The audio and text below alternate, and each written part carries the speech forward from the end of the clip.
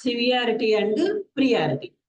So whenever the software test engineer finding the defect, they are ready to report that defect to developers team. Whenever they report the defect, that time they have one option, they have one column to choose an severity of the defect. To choose an severity of the defect. What is the meaning of severity? So the test engineer finding the defect or finds the defect, the finded defect, identified defect, how much effect to the application. మీరు identify చేసిన defect అనేది ఆ application మీద ఎంత effect చూపిస్తుంది అని చెప్పేదాన్ని సివియారిటీలో కౌంట్ చేస్తుంది. ఓకే అండి. Test engineer identified defect is how much will effect to the functionality or how much will effect to the application. అన్ని డిఫెక్ట్స్ ఈక్వల్ ఎఫెక్ట్ చూపించలేవు. కొన్ని సివియర్ ఉంటాయి, కొన్ని క్రిటికల్ ఉంటాయి, కొన్ని నార్మల్ ఉంటాయి. సో ఈ సివియారిటీలో మనం చూసేది ఏంటంటే ఏమేమి ఆప్షన్స్ ఉంటాయంటే క్రిటికల్, మేజర్, మోడరేట్, మినిమల్. చూడండి, క్రిటికల్ అంటే we are unable to perform anything. For example, the developer release the build, we receive an URL. When I access this URL, we are unable to access the web page. So this one quality is critical severity. The meaning of critical is we are unable to perform testing. మనం అసలు testing అనేది perform చేయడానికి possible అవ్వట్లేదు. So this defect you should report to the developers team with the severity of critical. So whenever you report the defect is critical, the developer will respond to immediately. Whenever the developer responds this critical severity defect, they will give an priority to this defect. So మనం critical severity and defect అని report చేస్తే developer దీన్ని check చేసుకొని ఈ defect కి ప్రియారిటీని ఇస్తారు. Sir, what is the meaning of priority? Priority is nothing but how soon the developer will fix this defect. మీరు report చేసిన డిఫెక్ట్ అనేది డెవలపర్ ఎంత తొందరగా ఎప్పుడు ఫిక్స్ చేయాలి, ఇప్పుడు ఫిక్స్ చేయాలా, ఈసారి ఫిక్స్ చేయాలా, అంటే ఈ బిల్డ్ లో ఫిక్స్ చేయాలా, నెక్స్ట్ బిల్డ్ లో ఫిక్స్ చేయాలా, నెక్స్ట్ వర్షన్ లో చేయాలా, ఎండ్ ఆఫ్ ద ప్రాజెక్ట్ ఎప్పుడు చేయాలన్నది ఎలా డిసైడ్ అవుతుంది సార్ అంటే based up on the priority. So severity అనేది టెస్ట్ ఇంజనీర్ ఇస్తే, ప్రియారిటీ అనేది డెవలపర్ ఇస్తాడు. సో ఎలా ఉంటుంది ప్రియారిటీ? క్రిటికల్ అనే సివియారిటీకి ప్రియారిటీ వచ్చేసి P1 అని ఉంటుంది. క్రిటికల్ అనే సివియారిటీకి నార్మల్ గా ప్రియారిటీ P1 అంటారు. P1 నెక్స్ట్ మేజర్ కి P2, P3, P4. If in case test engineer giving the severity is critical for this defect, ఈ డిఫెక్ట్ అనుకున్నాం కదా, ఈ డిఫెక్ట్ కి టెస్ట్ ఇంజనీర్ క్రిటికల్ అని ఇచ్చి డిఫెక్ట్ రిపోర్ట్ చేసినప్పుడు ఇప్పుడు డెవలపర్ అనేవాడు ఈ క్రిటికల్ డిఫెక్ట్ కి P1 అనే ప్రియారిటీని ఇచ్చి ఇమ్మీడియట్ గా ఈ డిఫెక్ట్ ని ఫిక్స్ చేసి న్యూ బిల్డ్ అనేది రిలీజ్ చేస్తుంది. సో డెవలపర్ ఏదైతే వర్క్ చేస్తుండో ఆ వర్క్ స్టాప్ చేసి ఫస్ట్ ఈ డిఫెక్ట్ ని ఫిక్స్ చేసి ఈ డిఫెక్ట్ కోసమే న్యూ బిల్డ్ అనేది రిలీజ్ చేస్తారు. ఎందుకంటే test engineer is unable to perform an testing. మరి ఈ టెస్టింగ్ చేయకపోతే స్ప్రింట్ ప్రకారం కంప్లీట్ అవ్వదు కదా. ఫర్ ఎగ్జాంపుల్ డెవలపర్ మీరు ఇలా సెండ్ చేసినా కూడా నేను నెక్స్ట్ వర్షన్ లో చేస్తాను అనుకోండి, మరి నెక్స్ట్ వర్షన్ అయిపోయేంత వరకు టెస్ట్ ఇంజనీర్ వర్క్ పర్ఫార్మ్ చేసుకోలేడు కదా. అంటే పర్ఫార్మ్ చేయనప్పుడు మనం యాజ్ పర్ స్ప్రింట్ ప్రకారం అప్లికేషన్ డెలివర్ చేయలేము. సో అందుకే డెవలపర్ P1 ప్రియారిటీ ఇచ్చి, P1 అంటే మీనింగ్ ఏంటంటే ఇమ్మీడియట్ ఫిక్సింగ్. నువ్వు ఏ పని అయితే చేస్తానో ఆ పనులన్నీ వదిలేసి వచ్చి ఫస్ట్ ఈ డిఫెక్ట్ ఫిక్స్ చేయండి అని. Okay, so next one major severity. Major అంటే ఏంటంటే మనకి అప్లికేషన్ అనేది ఓపెన్ అవుతుంది, చూడండి, అప్లికేషన్ అనేది ఓపెన్ అవుతుంది, బట్ ఇందులో ఒక పర్టికులర్ మాడ్యూల్ అనేది ఓపెన్ అవ్వట్లేదు. ఇందులో ఒక ఫర్ ఎగ్జాంపుల్ మొబైల్స్ అనే మాడ్యూల్ ఓపెన్ అవ్వట్లేదు. ఈ మొబైల్స్ అనే మాడ్యూల్ ఓపెన్ అవ్వకపోతే ఈ పేజ్ లో ఉన్న థింగ్స్ వీటిని మీరు టెస్ట్ చేయడం పాసిబుల్ అవుతుంది. ఈ మొబైల్స్ అనే మాడ్యూల్ మీకు ఓపెన్ అవ్వకపోతే ఈ మొబైల్స్ లో ఉన్న ఏ థింగ్స్ ని మీరు టెస్ట్ చేయడం పాసిబుల్ అవుతుంది. సో అలాంటప్పుడు మీరు ఈ పేజీకి ఈ డిఫెక్ట్ కి సివియారిటీ వచ్చేసి మేజర్ అని ఇస్తారు. డెవలపర్ దానికి ప్రియారిటీ P2 ఇస్తాడు.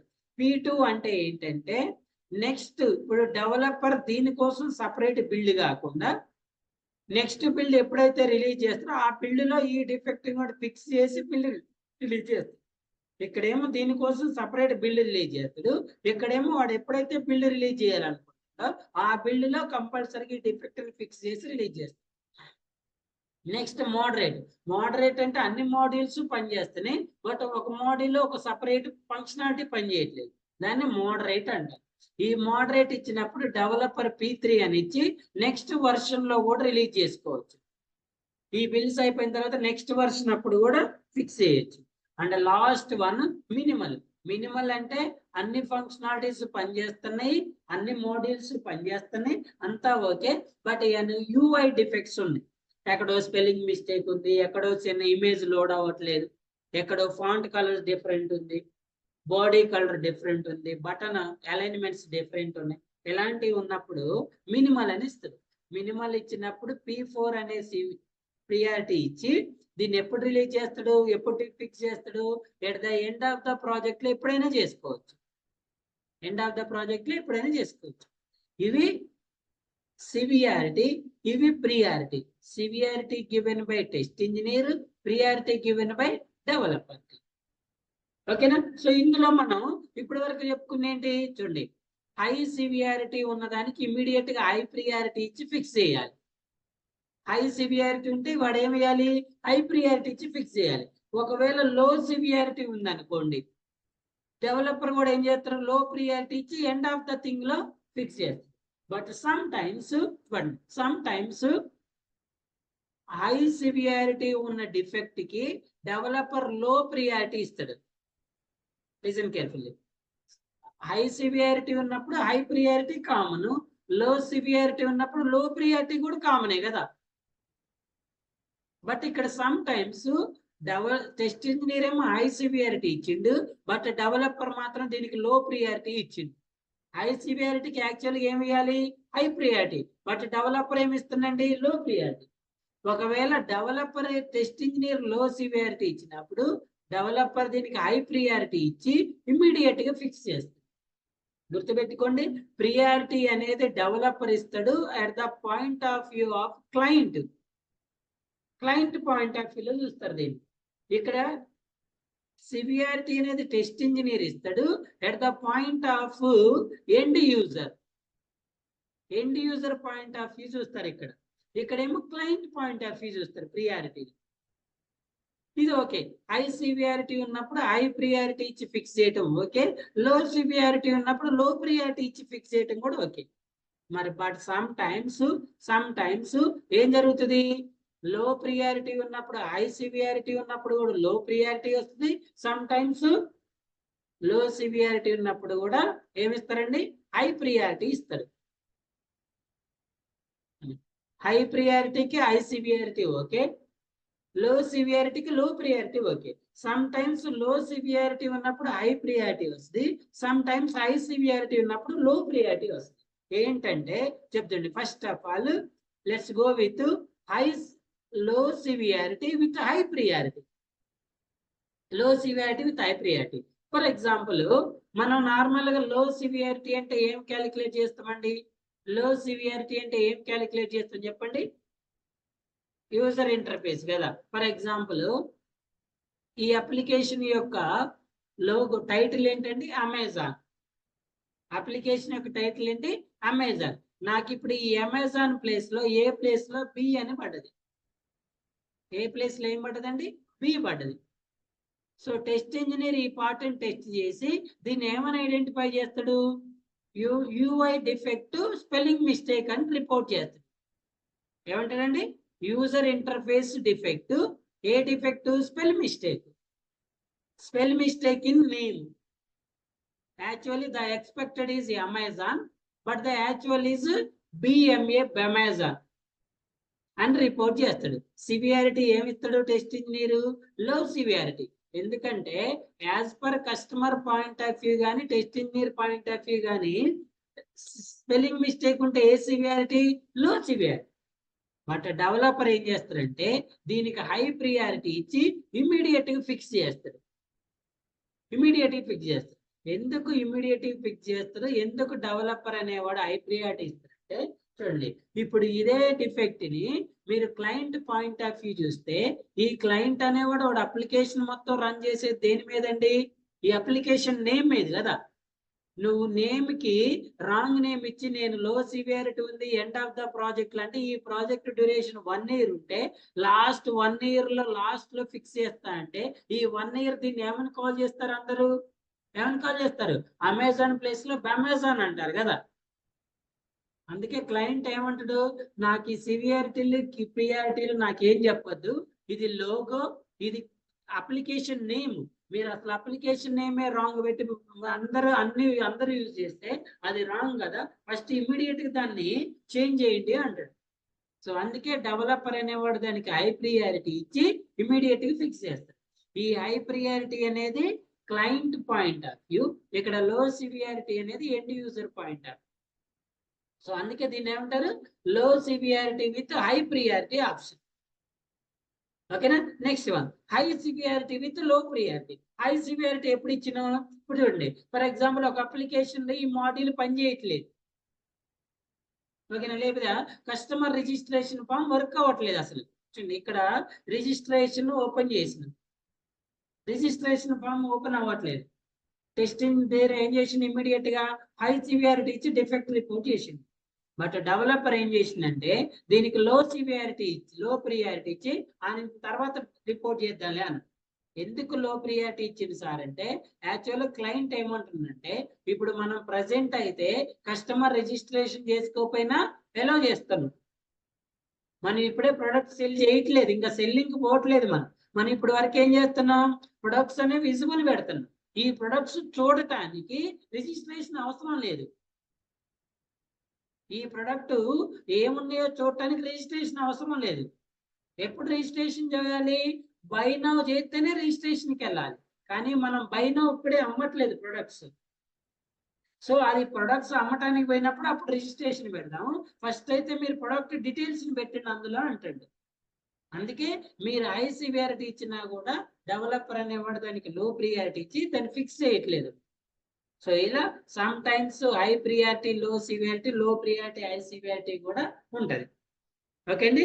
సో ఇంటర్వ్యూలో కూడా అడుగుతారు, మీరు ఏమైనా మీ ప్రాజెక్ట్ లో ఇలాంటి థింగ్స్ ఫేస్ చేశారా అంటే అలాంటప్పుడు మీరు ఈ ఆన్సర్స్ చెప్పుకోవచ్చు. క్లియర్? దానికి సంబంధించి కొన్ని ఎగ్జాంపుల్స్ కూడా ఇచ్చా నేను, ఒకసారి చదువుకోండి. Any questions here? Next one. So normal గా ఒక డిఫెక్ట్ అనేది ఎక్కడ స్టార్ట్ అవుతుంది, ఎవరి దగ్గర నుంచి ఎవరి దగ్గరకు పోతుంది అనే దాన్ని ఒకసారి చూసుకుంటే నార్మల్ గా మనం ఏం చెప్తున్నాము? Defect is identified by test engineer and first of all reported to developer కదా.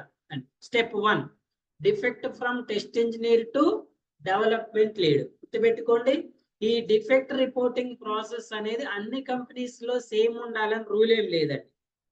ఇప్పుడు ఎంఎన్సి కంపెనీలు ఉన్నాయి అనుకోండి, ఎంఎన్సి కంపెనీలో ఎలా ఉంటుందంటే టెస్ట్ ఇంజనీర్ అనేవాడు డెవలప్మెంట్ లీడ్కి రిపోర్ట్ చేస్తే ఈ డెవలప్మెంట్ లీడ్ అనేవాడు డెవలపర్కి అసైన్ చేస్తాడు. ఓకే అండి. ఈ డెవలపర్ అనేవాడు ఫిక్స్ చేసి మళ్ళీ టెస్ట్ ఇంజనీర్కి పంపిస్తే ఈ టెస్ట్ ఇంజనీర్ అనేవాడు టెస్ట్ లీడ్కి పంపిస్తాడు క్లోజింగ్కి.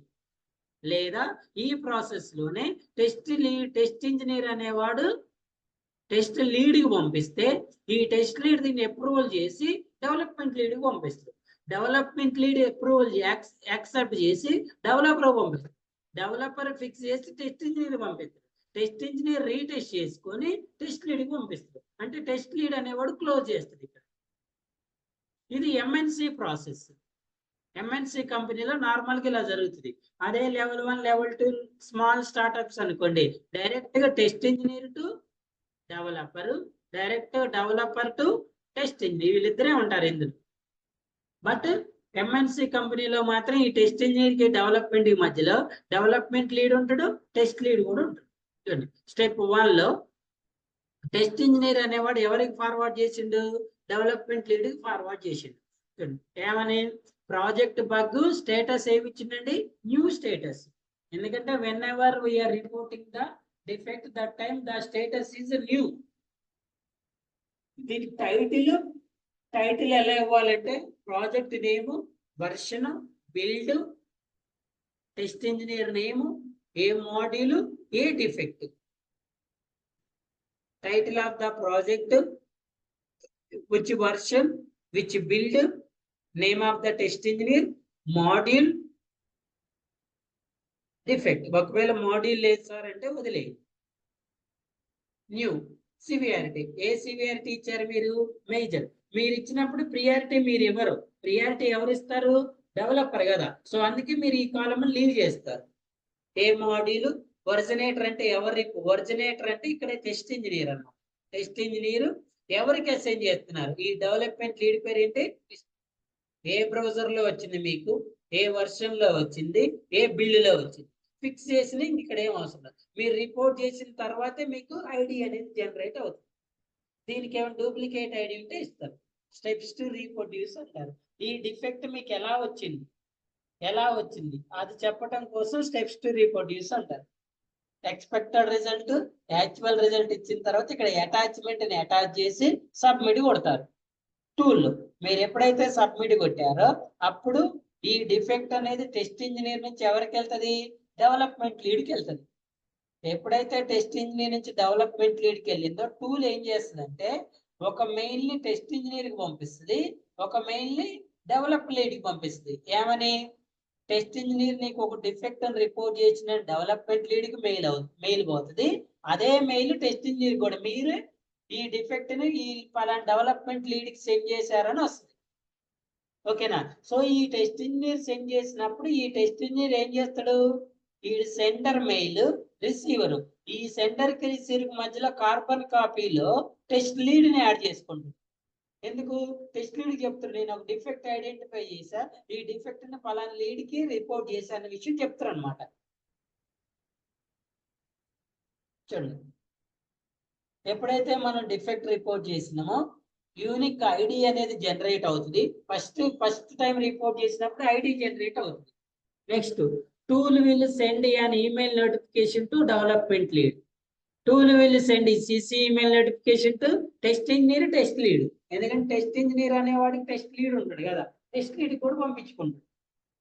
ఎప్పుడైతే డెవలపర్ లీడ్ ఆ డిఫెక్ట్ ని రిసీవ్ చేసుకున్నాడో తను టెస్ట్ చేసుకొని యాక్సెప్ట్ ఆర్ రిజెక్ట్ అనే క్రైటీరియా ఉంటుంది. డెవలపర్ లీడ్ ఒకవేళ ఆ డిఫెక్ట్ ని కనుక యాక్సెప్ట్ చేస్తే, డెవలప్మెంట్ లీడ్ మీరు రిపోర్ట్ చేసిన డిఫెక్ట్ ని యాక్సెప్ట్ చేస్తే దాన్ని డెవలపర్ కి అసైన్ చేస్తాడు. సో ఇప్పుడు ఈ డిఫెక్ట్ అనేది ఎవరికి దగ్గరికి వెళ్ళింది? డెవలప్మెంట్ లీడ్ దగ్గర ఉంది.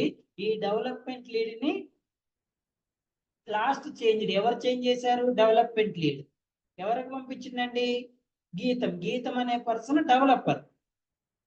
సో మనం ఒక ఫస్ట్ రిపోర్ట్ చేసినప్పుడు ఐడి జనరేట్ అవుతుంది కదా, తర్వాత అంతా కూడా మనం ఈ ఐడి మీదే మూవ్ చేస్తాం డిఫెక్ట్.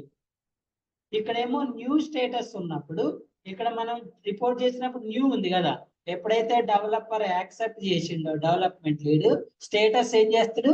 ఓపెన్. మనం అక్కడ ప్రియారిటీ నన్ను ఇచ్చినాం కదా, మేజర్ ప్రియారిటీ ఏమి ఇచ్చిండు? P2 ఇచ్చిండు. ఇలా స్టేటస్ చేంజ్ చేసి P2 ప్రియారిటీ చేంజ్ చేసి పర్టికులర్ డెవలపర్ కి పంపిస్తాడు. ఏమని? Defect in ERPMC.java file please fix it అని పంపించింది. సో ఇప్పుడు మెయిల్ లో ఒరిజినల్ మెయిల్ ఏమో డెవలపర్ పోతుంది, కార్బన్ కాపీ ఎవరెవరికి చూడండి, ఇది ఒరిజినల్ మెయిల్ డెవలపర్ పోతుంది. కార్బన్ కాపీలో ఈ డెవలప్మెంట్ లీడ్ ఉంటాడు, టెస్ట్ ఇంజనీర్ ఉంటాడు, టెస్ట్ లీడ్ కూడా ఉంటాడు. వీళ్ళిద్దరు ఎందుకు ఉండాలి? మరి ఈ టెస్ట్ ఇంజనీర్ యొక్క డిఫెక్ట్ స్టేటస్ తెలియాలి కదా వీళ్ళకి. అందుకే ఈ మెయిల్ పోతుంది ఏమని, అరే బాబు మీరు రిపోర్ట్ చేసిన డిఫెక్ట్ అనే డెవలపర్ యాక్సెప్ట్ చేసిండు, లీడు పలానా డెవలపర్ కి అసైన్ చేసిండు అని స్టేటస్ అనేది సిసి కాపీ పోతుంది వీళ్ళిద్దరికి, వీళ్ళ ముగ్గురికి. వన్స్ ఈ డెవలపర్ ఈ డిఫెక్ట్ ని ఫిక్స్ చేసిన తర్వాత మళ్ళీ ఎవరికి పంపిస్తారు, డెవలపర్ టెస్ట్ ఇంజనీర్కి పంపిస్తారు. ఎందుకు, రీటెస్టింగ్ కి. ఓకేనా, లాస్ట్ చేంజ్ వచ్చేసి డెవలపర్ స్టేటస్ ఏమని పెట్టిండు, ఓపెన్ నుంచి ఫిక్స్డ్, ఎవరికి పంపించిండు, టెస్ట్ ఇంజనీర్ కి. ఏ వర్షన్ లో ఫిక్స్ చేసిండు, మనం 2 వర్షన్ లో రిపోర్ట్ చేస్తే వాడు 3 వర్షన్ లో ఫిక్స్ చేసిండట. ఓకే, ఏమని ఇచ్చిండు, defect is fixed please retest it. ఇప్పుడు ఒరిజినల్ మెయిల్ ఎవరికి పోతుంది, టెస్ట్ ఇంజనీర్కి పోతుంది. కార్బన్ కాపీలో developer, development lead, test lead కూడా ఉంటారు. Okay, so once test engineer అనేవాడు డిఫెక్ట్ అని రీటెస్ట్ చేసిన తర్వాత స్టేటస్ అనేది ఫిక్స్ వెరిఫైడ్ లోకి చేంజ్ చేసి టెస్ట్ ఇంజనీర్ టెస్ట్ లీడ్ కి పంపిస్తాడు. ఎందుకు, వెరిఫికేషన్ కి. ఓకేనా, ఇప్పుడు ఈ టెస్ట్ లీడ్ కి ఏమో ఒరిజినల్ మెయిల్ పోతుంది, ఈ టెస్ట్ ఇంజనీర్ కి, డెవలపర్ కి, డెవలప్మెంట్ లీడ్ కి కార్బన్ కాపీ పోతుంది. ఏమని, మీరు ఫిక్స్ చేసిన డిఫెక్ట్ అనేది ఫిక్స్ వెరిఫై అయింది, రెడీ టు క్లోజ్ అని. ఓకే అండి, ఇప్పుడు టెస్ట్ లీడ్ అనేవాడు మళ్ళీ ఒకసారి ఈ డిఫెక్ట్ ని రీవెరిఫై చేసుకొని ఈ డిఫెక్ట్ ని క్లోజ్ చేస్తాడు. ఏం చేస్తారు, ఆ డిఫెక్ట్ ని క్లోజ్ చేసే విషయం ఎవరికి చెప్తారు, టెస్ట్ లీడ్ టెస్ట్ ఇంజనీర్కి చెప్తారు. ఏమని, అరే బాబు నువ్వు రీటెస్ట్ చేసిన డిఫెక్ట్ కరెక్టే ఉంది, అది ఫిక్స్ అయింది, దాన్ని నేను క్లోజ్ చేస్తున్నాను పంపిస్తాను. సో ఇప్పుడు టెస్ట్ ఇంజనీర్కి ఏమో ఒరిజినల్ మెయిల్ పోతుంది, లీడ్స్ కి, డెవలపర్ కి ఏమో కార్బన్ కాపీ పోతుంది. ఇదంతా ఎప్పుడు ఒకవేళ డెవలపర్ టెస్ట్ ఇంజనీర్ పంపించిన డిఫెక్ట్ ని డెవలప్మెంట్ లీడ్ యాక్సెప్ట్ చేసి ఓపెన్ చేస్తే ఇదంతా కూడా. ఒకవేళ సమ్ టైమ్స్ మరి వాడు రిజెక్ట్ చేయొచ్చు కదా, రిజెక్ట్ కూడా చేయొచ్చుకండి. రిజెక్ట్ చేయొచ్చు అనేది ఒక సినారియో. మరి రిజెక్ట్ చేస్తే ఏం చేస్తారండి, డెవలప్మెంట్ లీడ్. ఇప్పుడు చూడండి, first test engineer development lead కి ఫార్వర్డ్ చేసినప్పుడు డెవలప్మెంట్ లీడ్ యాక్సెప్ట్ చేస్తే డెవలప్మెంట్ లీడ్ టు డెవలపర్ కి వెళ్తుంది. ఎప్పుడు యాక్సెప్ట్ చేస్తే. ఒకవేళ వీడు రిజెక్ట్ చేస్తే మళ్ళీ డెవలప్మెంట్ లీడ్ ఏం చేస్తారు, టెస్ట్ ఇంజనీర్ కే ఫార్వర్డ్ చేస్తారు. ఏమని, ఈ డిఫెక్ట్ నేను యాక్సెప్ట్ చేయలేదు, ఇది రాంగ్ డిఫెక్ట్ అని మళ్ళీ పంపిస్తుంది. ఇప్పుడు టెస్ట్ ఇంజనీర్ మళ్ళీ రీటెస్ట్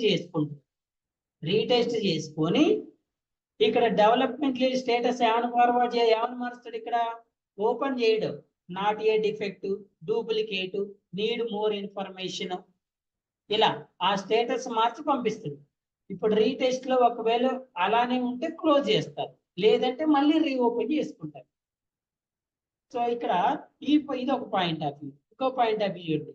ఇక్కడ డెవలపర్ అనేవాడు, టెస్ట్ ఇంజనీర్ అనేవాడు డెవలపర్ పంపించిన డిఫెక్ట్ ఏం చేయమని చెప్తాడు, retest.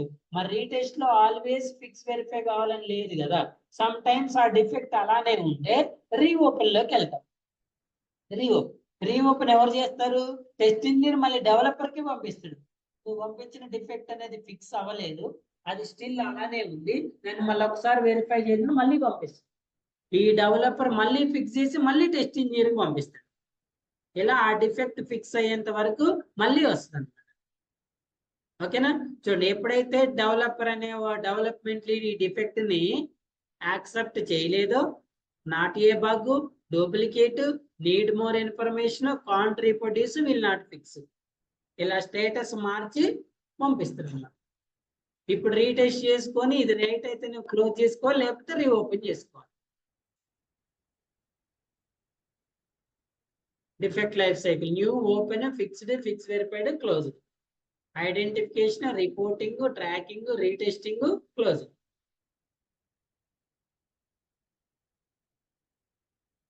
New status, development open, fixed, fix verified, close. ఎవరు డెవలపర్ ఎవరు టెస్టింగ్ చేయాలో చెక్ చేసుకో. ఆల్రెడీ రీటెస్టింగ్, రిగ్రెషన్ టెస్టింగ్ తెలుసు కదా, చెప్పిన మనం ఇంతకుముందు. తెలుసా రీటెస్టింగ్, రిగ్రెషన్? నార్మల్ గా ప్రాజెక్ట్ బిల్లు వర్క్ ఫ్లో ఏంటంటే, ఫస్ట్ డెవలపర్ అనేవాడు డైలీ ఆర్ వీక్లీ బేసిస్ లో టెస్టింగ్ సర్వర్ లో బిల్డ్స్ అనేవి రిలీజ్ చేస్తారు. న్యూ బిల్డ్ ఎప్పుడైతే బిల్డ్ వచ్చిందో ఇమ్మీడియట్ గా ఏం చేయాలి, మనం స్మోక్ టెస్టింగ్ చేయాలి. ఒకవేళ స్మోక్ టెస్టింగ్ పాస్ అయితేనేమో ఫర్దర్ టెస్టింగ్కి వెళ్తాము, ఫెయిల్ అయితేనేమో ఏం చేస్తాము, ఆ డిఫెక్ట్ అని రిపోర్ట్ చేస్తాం. డెవలపర్ మళ్ళీ న్యూ బిల్డ్ రిలీజ్ చేస్తారు, మళ్ళీ స్మోక్. ఎప్పుడైతే డెవలపర్ బిల్డ్ రిలీజ్ చేసినా ఇమ్మీడియట్ గా ఫస్ట్ మీరు చేయాల్సింది అయితే స్మోక్ టెస్టింగ్. మీరు చేసే ఉన్నారు, ఆల్రెడీ చేశారా స్మోక్ టెస్టింగ్? స్మోక్ టెస్టింగ్ అంటే ఏంటి, దీన్నే బిల్డ్ వెరిఫికేషన్ టెస్టింగ్ అని కూడా అంటారు. ఓకేనా, డెవలపర్ రిలీజ్ చేసిన బిల్డ్ అనేది టెస్టింగ్ చేయడానికి పాసిబుల్ అవుతుందా, యాక్సెప్టబుల్ కాదని చెక్ చేసుకోవడం smoke testing. Once smoke test pass అయితే యాజ్ యూజువల్ గా యూజర్ ఇంటర్ఫేస్ చేసుకుంటాం, ఫంక్షనాలిటీ చేసుకుంటాం, రీటెస్టింగ్ చేసుకుంటాం, అన్ని రెగ్యులేషన్ టెస్టింగ్ అన్ని వస్తాయండి. Task preparation by test lead, retesting, new functionality, regression అన్ని చేస్తాం. స్టేటస్ మీటింగ్స్ ఇవన్నీ కూడా ఏంటిది, project work flow, testing process, testing life cycle. Smoke testing చేస్తాము, sanity, retesting, new functionality, regression. Okay అండి, బిల్డ్ సమరీ. స్మోక్ అన్న శానిటీ అన్న ఒకటే అండి. స్మోక్ అంటేనేమో కరెక్ట్ గా ఇచ్చిన యూఆర్ఎల్ పనిచేస్తుందా లేదో తెలుసుకుంటాము. శానిటీ అంటే అందులో ఉన్న మళ్ళీ మేజర్ ఫంక్షనాలిటీస్ అనేవి ఓపెన్ ఉన్నాయా లేవా అనేది చెక్ చేసుకుంటాం. డైరెక్ట్ గా మన స్మోక్ నుంచి నార్మల్ టెస్టింగ్ కి వెళ్ళాలి. Status meeting, new build, SDLC, STLC, defect. ఎన్ని లైఫ్ సైకిల్స్ చెప్తానని చెప్పా, ఒకటి ఎస్డిఎల్సి, ఎస్టిఎల్సి, టిఎల్సి. ఈ 3 లైఫ్ సైకిల్స్ పర్ఫెక్ట్ గా చెప్పినాం మనం, మీరు కూడా పర్ఫెక్ట్ గా నేర్చుకోవాలి. ఈ ఎస్డిఎల్సిలో ఉన్న టెస్టింగ్ ఫేజ్ ని ఎలా ఇంప్లిమెంట్ చేస్తారనేది ఎస్టిఎల్సి. ఈ ఎస్టిఎల్సిలో ఉన్న డిఫెక్ట్ ఫేజ్ ని ఎలా ఇంప్లిమెంట్ చేస్తారనేది డిఫెక్ట్ లైఫ్ సైకిల్ ఫేజ్. మీరు రేపు రియల్ టైంలోకి పోయినా కూడా రోజు ఈ 3 లైఫ్ సైకిల్స్ మీకు ఫేస్ అవుతూనే ఉంటాయి. క్లియర్ డయాగ్రామ్ ఉంది, ఒకసారి చూసుకోండి. Test metrics. మీరు ఒక ప్రాజెక్ట్ లో వర్క్ చేస్తున్నప్పుడు అసలు ఆ ప్రాజెక్ట్ ఎంత అయింది, ఆ స్ప్రింట్ ప్రకారం రన్ అవుతుందా లేదా, ఇంక ఎన్ని రోజులు ఉంది, ఎంత ఉంది, ఎంతవరకు టెస్టింగ్ కంప్లీట్ అయిందని ఎలా ఐడెంటిఫై చేస్తారంటే బై యూజింగ్ టెస్ట్ మెట్రిక్స్ అండి. లేకపోతే మీరు టెస్ట్ చేస్తున్నప్పుడు మీరు చేసే వర్క్ అనేది క్వాలిటీ ఉందా లేదని ఎలా చెక్ చేసుకుంటారంటే metrics. First one test coverage. మీరు ఎంత టెస్టింగ్ చేశారనేది ఎలా ఐడెంటిఫై చేస్తారంటే test cases executed by total number of test case into 100 percentage లో వస్తుందండి. ఇప్పుడు ఫర్ ఎగ్జాంపుల్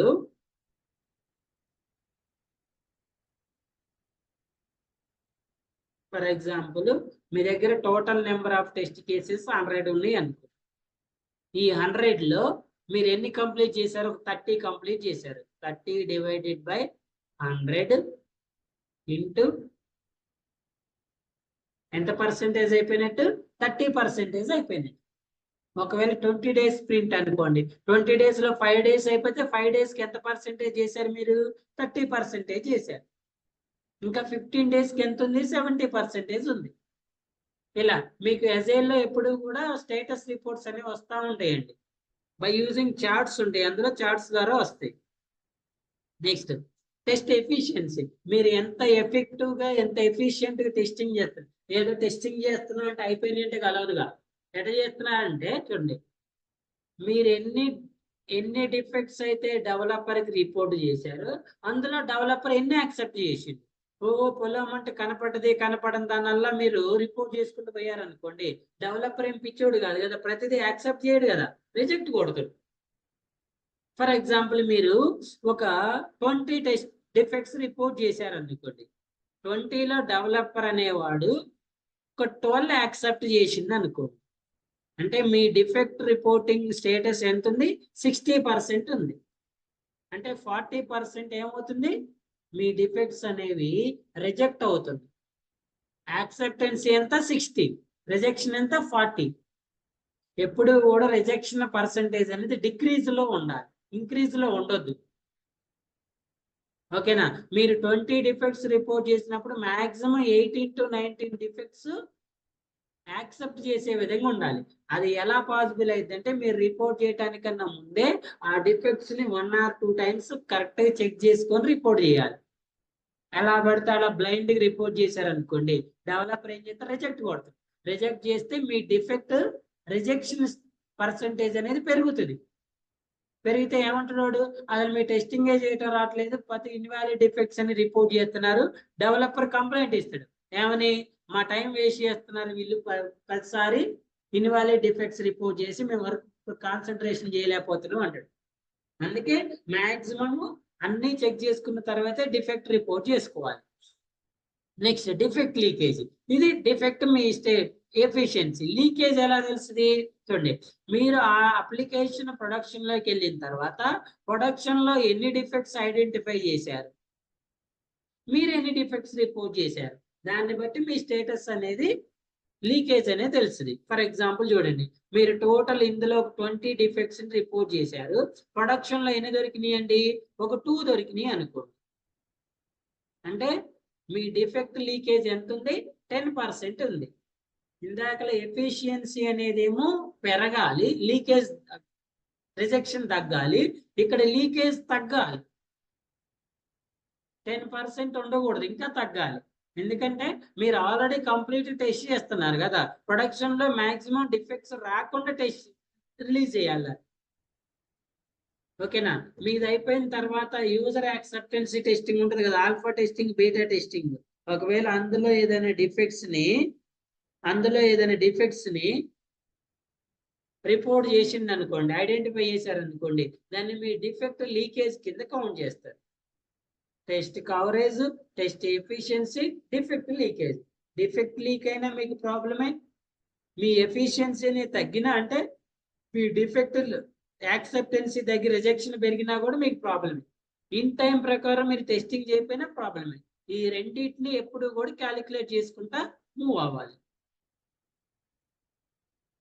ఓకేనా, when to stop the testing. ఎప్పుడు స్టార్ట్ చేస్తారు, మీకు ఇచ్చిన డెడ్ లైన్స్ కంప్లీట్ అయినప్పుడు, మీరు రాసుకున్న టెస్ట్ కేసెస్ అన్ని కూడా ఎగ్జిక్యూట్ చేసినప్పుడు, బడ్జెట్ డిప్లేడ్, రిక్వైర్మెంట్స్ రీచ్ చేసి అని స్పెసిఫిక్ పాయింట్, మీకు ఇచ్చిన రిక్వైర్మెంట్స్ అన్నిటినీ ఎగ్జిక్యూట్ చేస్తున్నారు. Bug rate pulse below certain, మీరు రిపోర్ట్ చేసిన అన్ని డిఫెక్ట్స్ ని కూడా ఫిక్స్ అయిపోయి క్లోజ్ అయిపోయింది. Number of times regression testing చేసినా కూడా మీకు డిఫెక్ట్స్ అనేవి ఏమీ రావట్లేదు. ఓకే, డిఫెక్ట్స్ అనేవి ఏమీ రావట్లేదు అనుకోండి, అప్పుడు మీరు టెస్టింగ్ అనేది క్లోజ్ చేసుకోవచ్చు. అండర్స్టూడ్? సో ఇక్కడ వరకు ఇది defect life cycle. Any questions, any doubts? ఏమైనా డౌట్స్ ఉన్నాయా? సో మీరు రోజు డే టు డే యాక్టివిటీస్ లో యాజ్ యూజువల్ గా ఎస్డిఎల్సిలో ఫాలో అవుతారు, ఎస్టిఎల్సిలో ఫాలో అవుతారు, డిఫెక్ట్ లైఫ్ సైకిల్ కూడా ఫాలో అవుతారు. ఫాలో అయిన తర్వాత మీరు రోజు ఏం వర్క్ చేస్తున్నారు, ఎలా చేస్తున్నారు అనే విషయాన్ని ఈచ్ అండ్ ఎవ్రీథింగ్ ని ఏం చేయాలి, మీరు స్టేటస్ రిపోర్ట్స్ లో రికార్డ్ చేసుకుని ఆ స్టేటస్ రిపోర్ట్స్ ని మీ అథారిటీకి ఫార్వర్డ్ చేయాలి.